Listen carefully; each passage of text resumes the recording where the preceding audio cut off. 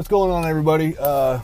There's been a lot of drama about the Order 1886 and the length of it, and is it worth $60 and all that BS.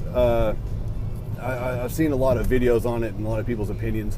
It appears that nobody ever brings logic to the equation, so I figured I'd be the guy to do it. Let's start off by saying, let's compare this to The Walking Dead Season 1, the Telltale game. That game on a speed run takes about 10 hours roughly, and if you go at a normal pace, they say it's somewhere around 12 and a half hours.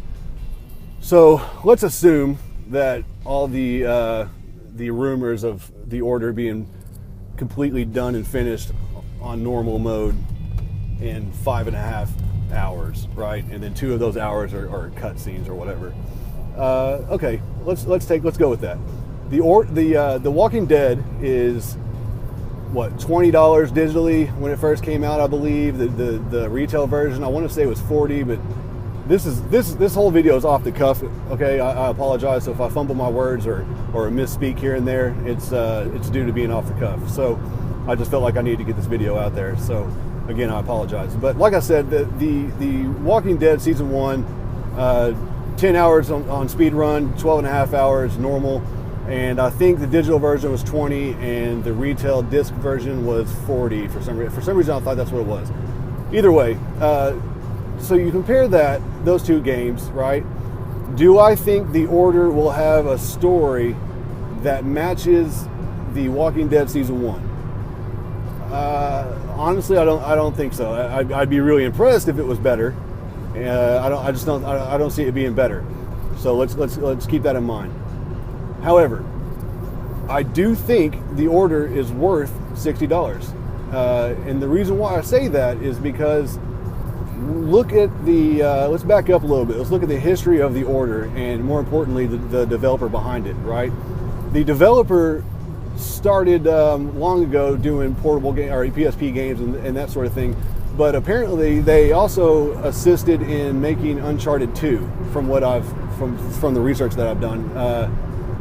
And after Uncharted 2 came out, the genius, if you will, behind The Order was really impressed with what Naughty Dog had done and the direction that they were taking their games, and he really wanted to be a part of this movement. And since that day, I think this article I read was a little bit before Uncharted 3 came out, and that's when the idea of The Order came about.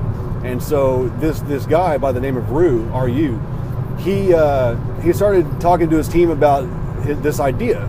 And so they started the research right then and there. So this was many years ago.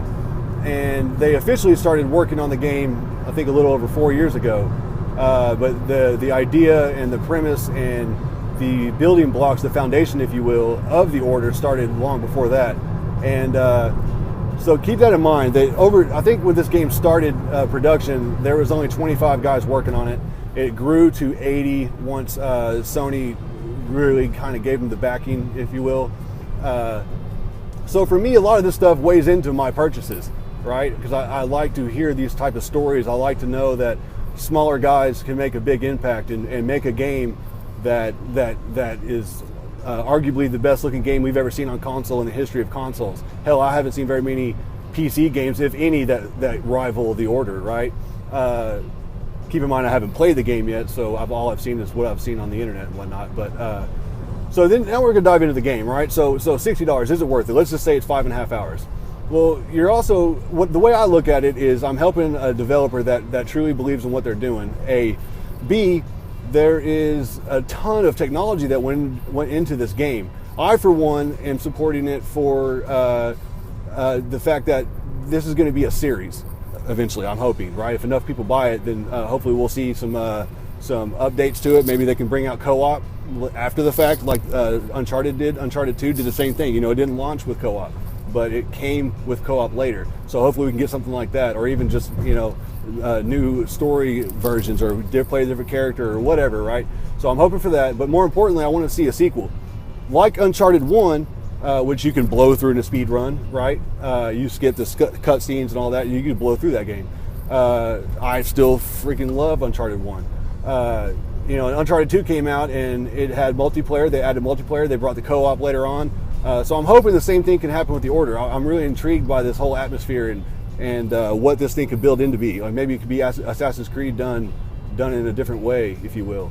The other side of it is the developer was trying to find the right engine to run their game on, because they had this vision, this massive vision, and they weren't able to find it with Unity and Frostbite and all the other engines out there. They just weren't happy with what they were coming up with. So they decided to scrap all that, and they created their own engine for this game from scratch.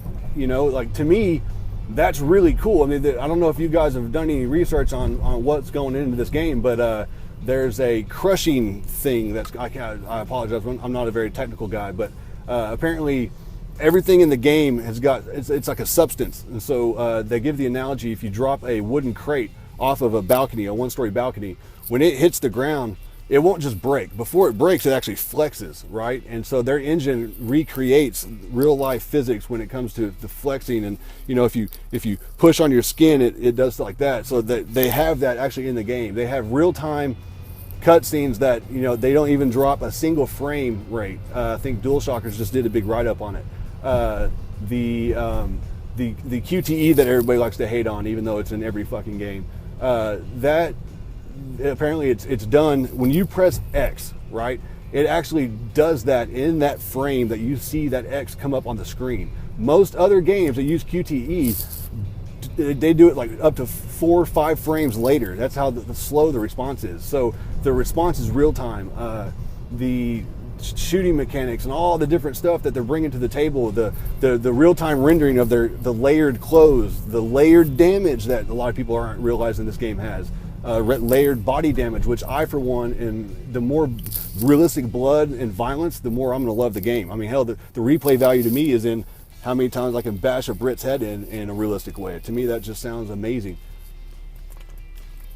So I think, for me, paying $60 for this game, a lot of it is you're paying for the startup cost, right? The startup cost of the engine, the startup cost of the idea, acquiring 60 some odd people to help finish out the game. To me, all that's worth it. That weighs in on my purchases. The Walking Dead blew me away. That's all QTE, but the campaign was so good, and I just loved the characters, and I played the entire game with my wife by my side, and she was crying at the end of that season. I'm anticipating this Order is going to be similar in story. I don't think it'll be quite as good. I hope it is, but I don't think it will be quite as good. But it'll still be a good enough game and a pretty enough game that it's gonna intrigue my wife, and she'll be able to sit down and watch me play through the whole thing. And in all reality, if it's 5.5 hours, hell, she'll be even more prone to do that, because she won't have to sit there for 15 hours like she did with The Last of Us. So to me, all this, if Walking Dead is worth $20, which it is, or even 40, hell, I would have paid 40 for that game. You're getting a similar experience, except now the Order has actual gameplay. It actually has cover mechanics. You can actually shoot people's heads off, and there's like this whole Lycan AI thing where it's like it's dynamic, and every Lycan is different, and they fight you similar to the way the Alien is in Alien Isolation. So, I mean, there's a lot to this game. This is a really deep game. The environments and how real they are, the ambience of the mood. I mean, this game, to me, if it lacks in content and it lacks in hours played, right, it makes up for it with what the work they put into the game, the details, the little things that I love to pay attention to.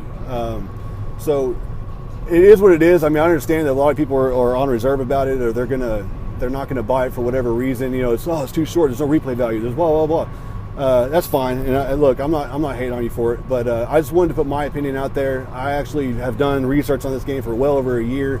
You can feel free to challenge me, and just like I do with everybody else, I'll drop bombs on you if you think you can take me out on that. I don't know. I get tired of this whole gaming community and the negativity that surrounds it on a daily basis. It's almost as if everybody wants every game to fail. It's like, all we have is rehashes and Call of Duty this and Halo 5, and everybody wants to bitch about rehashes. Yet every time somebody tries to do a new IP, we shit on it every single time. And so, you know, to me, you got to give these developers a little bit of respect that are even trying to come out with new IPs. You know what I mean? Like, they're putting themselves out there on a limb. Like, I don't think you guys understand, if this game fails, who's to say Ready at Dawn won't be the next developer to go under because of our, you know, ignorance. You know, it sickens me. You know what I mean? It just really, really bothers me. I'm so tired of all the negativity. You know, I started thinking about Watch Dogs the other day and how that game was so ridiculed, and even by myself, I fell victim to it. And I think what happened is I fell into the social media side of it, and I let all that browsing of videos and reading comments get into my head as I was playing the game. Yeah, it had a lot of flaws, and I think it was overpromised, under-delivered. But there was also a lot of things about that game that were really freaking cool. And the fact that it's a new IP and a start of a new franchise, I think the second installment could be really freaking good. So now I kind of feel bad. I'm like, damn, I actually hated on that game. And, you know, I bought it day one, and I felt at the time I was, you know, a little upset about my purchase. But now that I've kind of wisened up and started trying to look at it in a different light, you know, I think Watch Dogs wasn't all that bad. Same thing with Unity. You got a lot of hate for, you know, the few technical aspects of it, which I played it a little late, so I didn't experience that many issues. But I'm enjoying the hell out of that game. It's a great game. They started over. They used a new engine, and, you know, yeah, it's going to have some issues, and they jumped on it. They're fixing it or whatever. So I don't know. I just think the gaming community in general is being really, really hard on the developers nowadays, and it's really causing a issue amongst all of us, you know. And more importantly, we need to support our exclusive developers. I mean, being part of the console community, and all these PC guys breathing down our necks all the time, I feel like we need to really support our first party more so than ever to prove that we want and believe in exclusives and what they bring to the console community. I mean, we start losing out on exclusives, and they start going multi-plat to make more money for whatever reason, and I think that's bad for the console industry in general. So if I have a choice between a third-party title that I love, you know, like a Grand Theft Auto 5 or whatever, and a first-party title, 9 times out of 10, I'm going for that first party. I want to support the first party just for the idea of it. Let me guys know what you think in the comments. And again, this is off the cuff, so this might be a terrible video. I don't know. I'm not even going to watch it again before I post it. We're just going to see what happens and roll with it. Thanks for watching, and see you guys in the comment section.